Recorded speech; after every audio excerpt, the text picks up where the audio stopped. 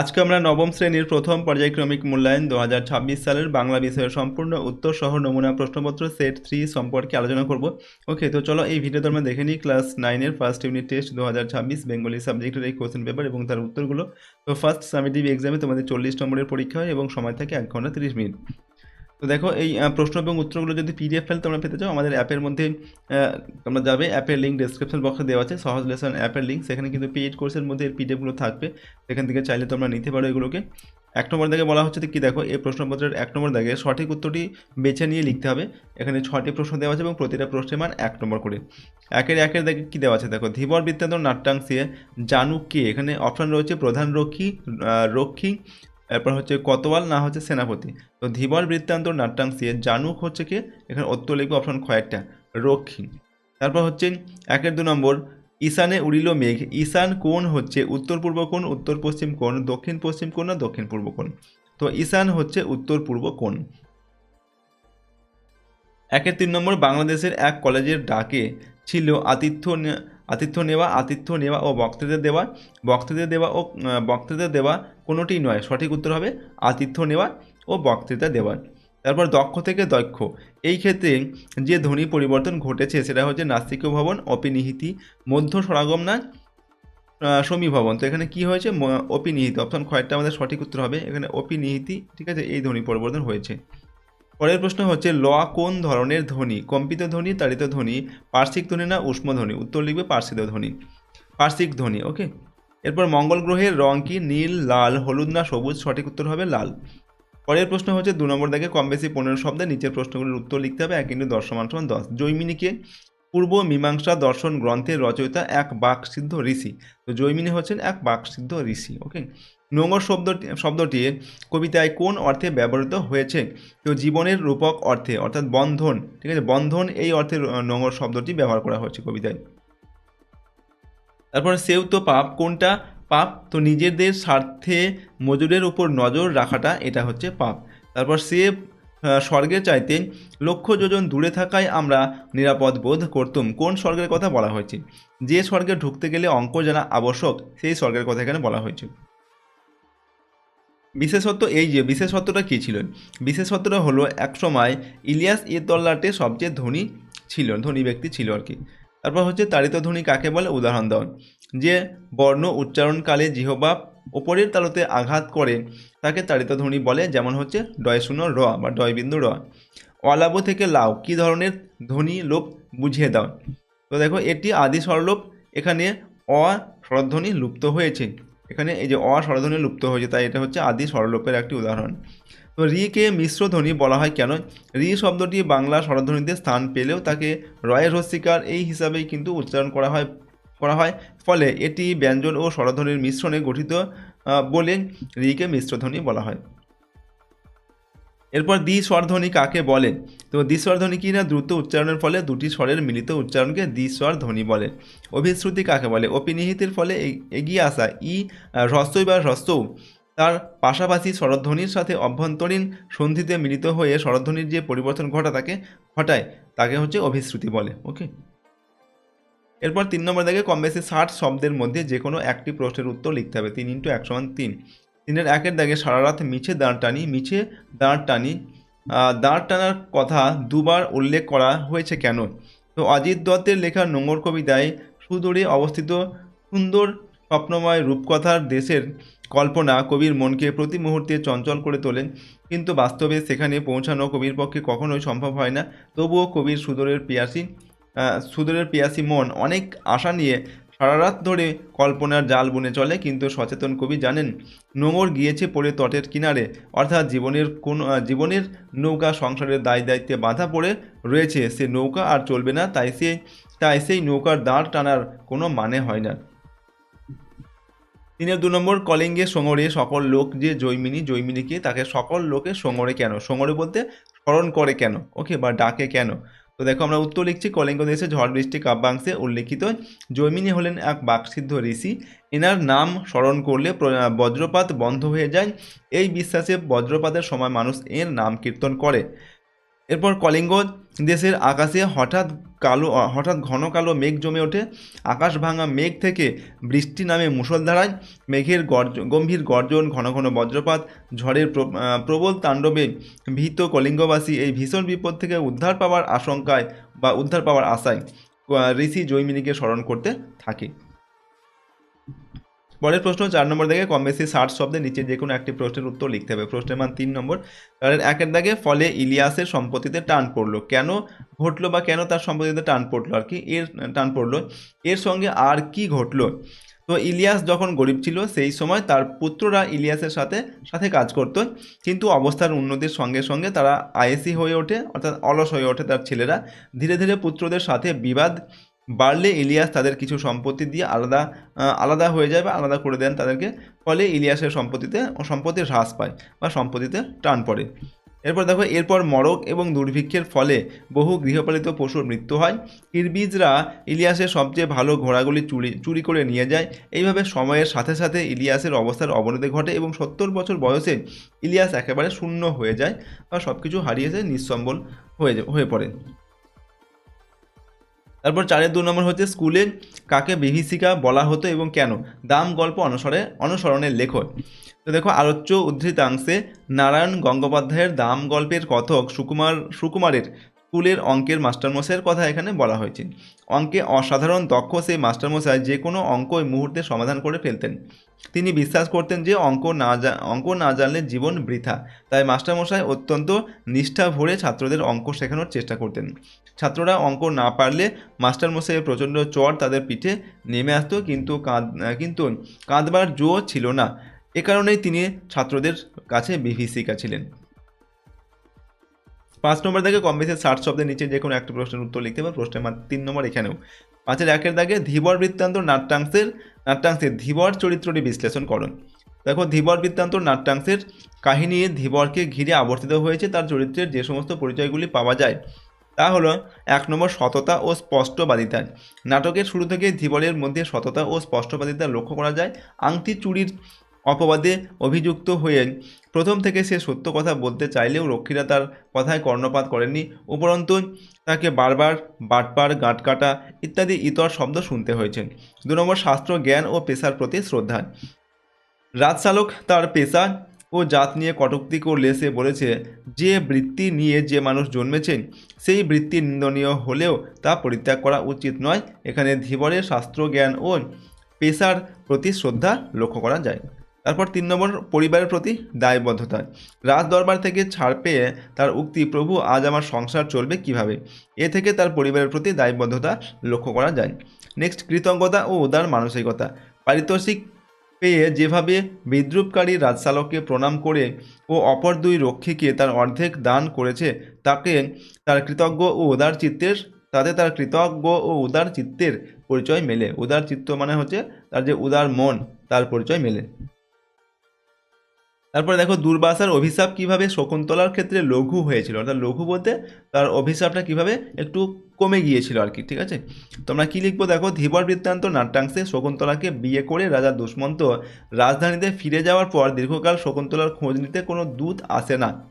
এই সময় ঋষি দুর্বাসা তপবনে এলে স্বামীর চিন্তায় অন্যমনস্ক শকুন্তলা তার টের পান না। অপমানিত দুর্বাসা অভিশাপ দেন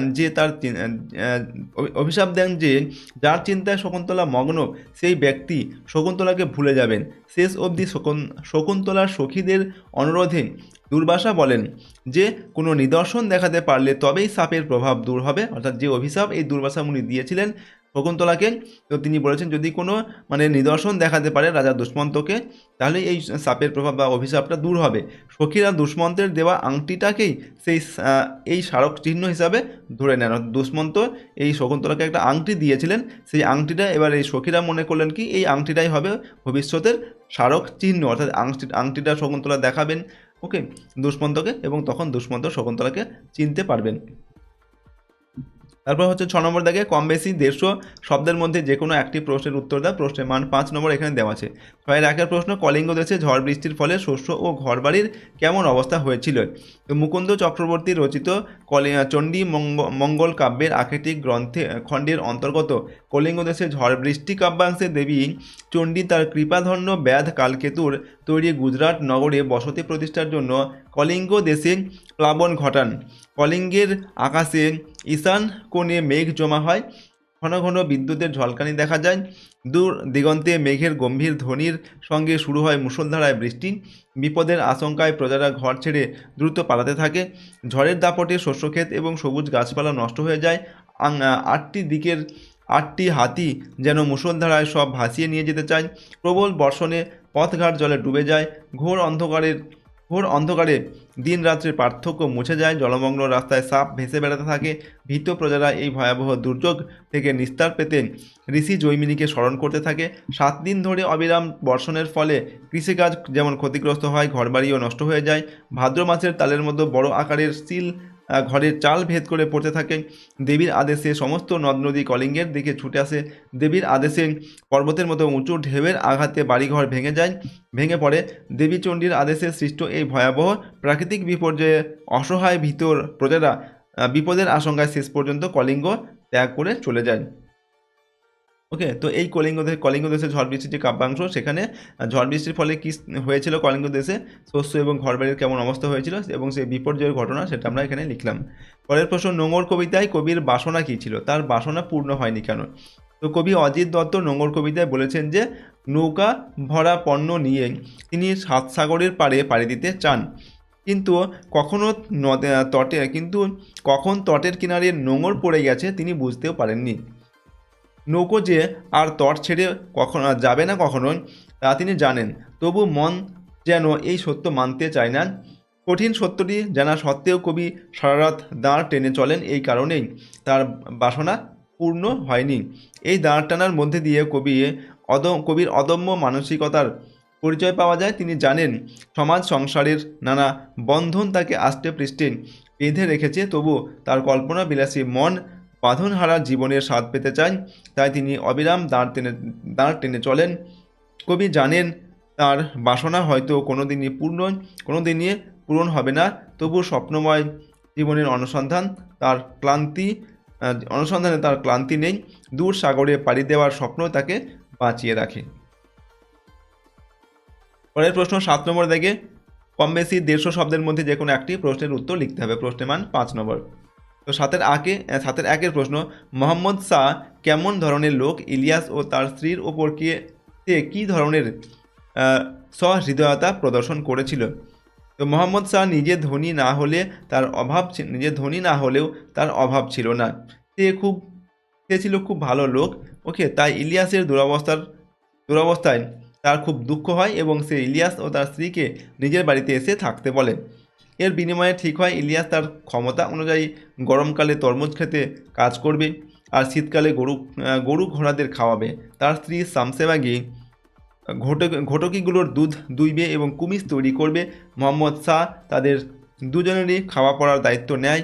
এছাড়াও যদি কিছু লাগে তাও দিতে প্রতিশ্রুতি হয়।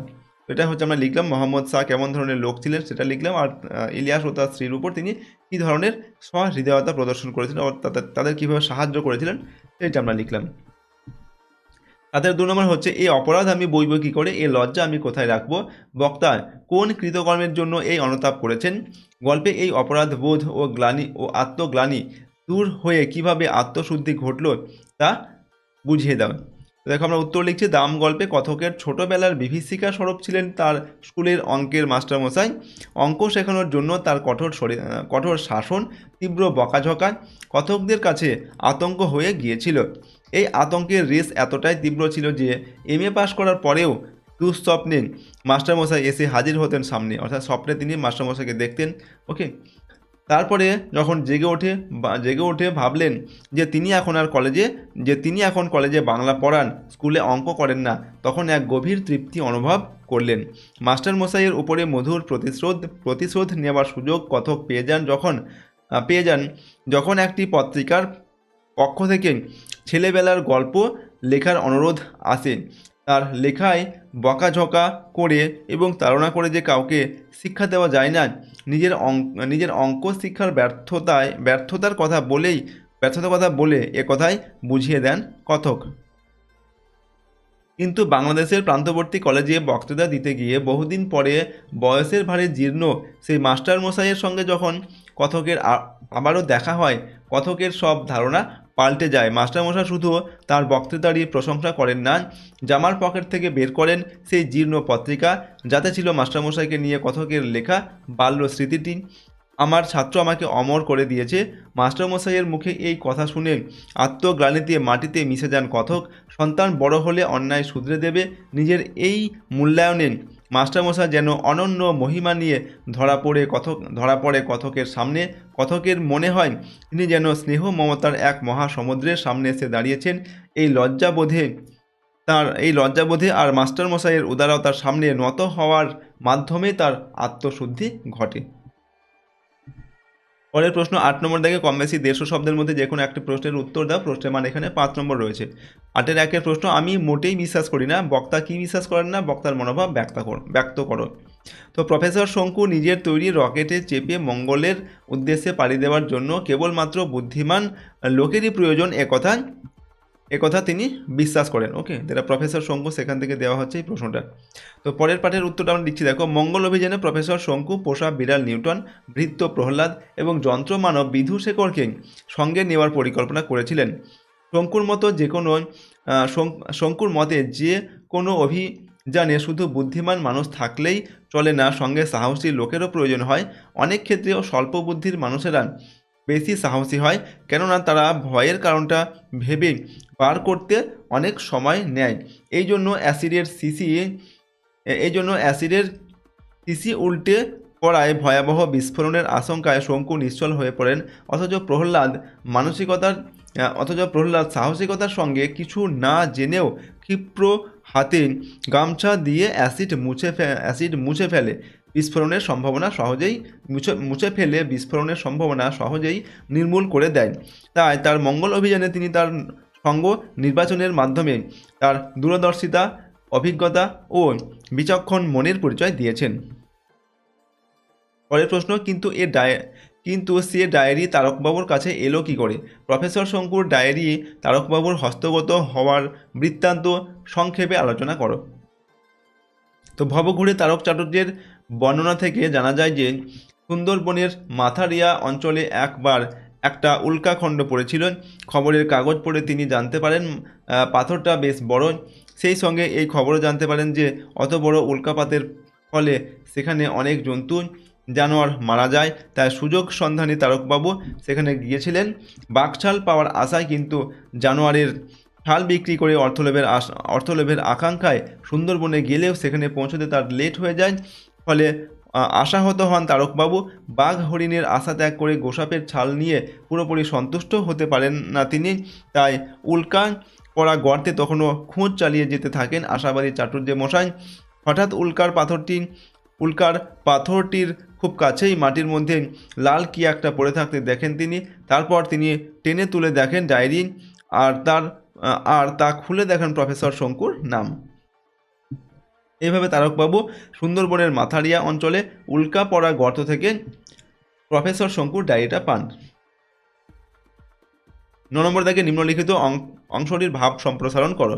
তো অন্যায় যে করে আর অন্যায় যে সহে, তব ঘৃণা যেন তারে তৃণ সমদহে।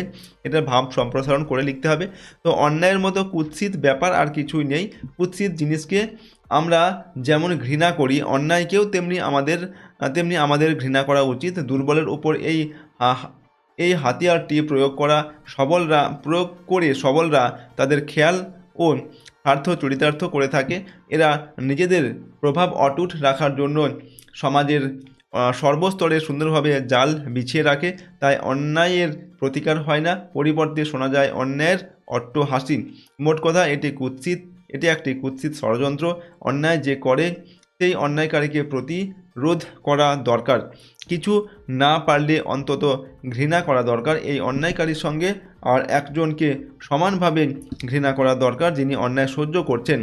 অন্যায়ে নির্যাতিত হলেও সর্বশক্তি দিয়ে সংগ্রাম করাই হলো অন্যায়কে হটানোর সেরা পথ, আর দূরে দাঁড়িয়ে অন্যায়কারী ও অন্যায়পিষ্ট পীড়িতকে চোখের সামনে দেখেও যিনি নিজেকে নিরপেক্ষ করে রাখেন তিনিও সমান ঘৃণ্য।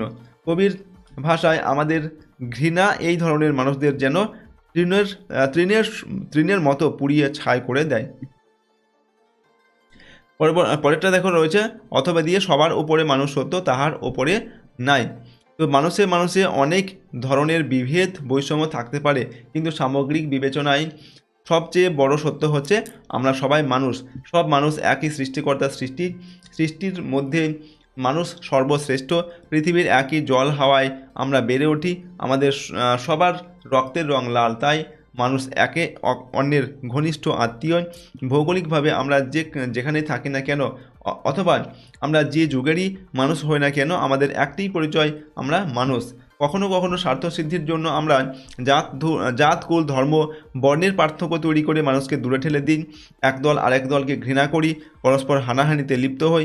কিন্তু আমাদের উচিত সবাইকে ভ্রাতৃত্বের বন্ধনে আবদ্ধ রাখা, প্রত্যেককে মানুষ হিসাবে মর্যাদা দেওয়া এবং তার অধিকার সংরক্ষণে একনিষ্ঠ থাকা। আমাদের মানুষের মধ্যে নারী পুরুষ, শিক্ষিত অশিক্ষিত, ধনী দরিদ্র, ব্রাহ্মণ শূদ্র, হিন্দু মুসলমান, বৌদ্ধ খ্রিস্টান এমন ভাগাভাগি কখনোই কাম্য হতে পারে না, তাতে মানবতার অবমাননা করা হয়।